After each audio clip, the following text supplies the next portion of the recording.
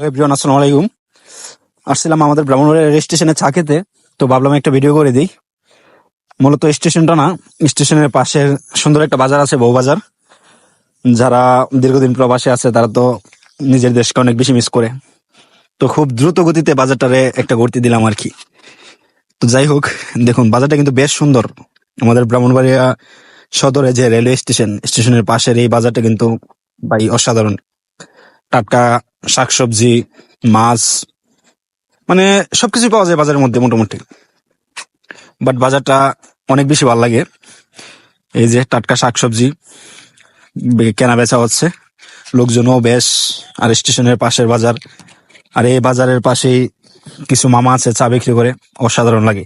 তো মাঝে মধ্যে আসি চা খেতে, বন্ধু বান্ধব নিয়ে আড্ডা উড্ডা দেই। তো আজকেও আসছিলাম চা খেতে, তো ভাবলাম একটা ভিডিও করে দিই। যাই হোক, ভালো থাকবেন, ধন্যবাদ সবাইকে।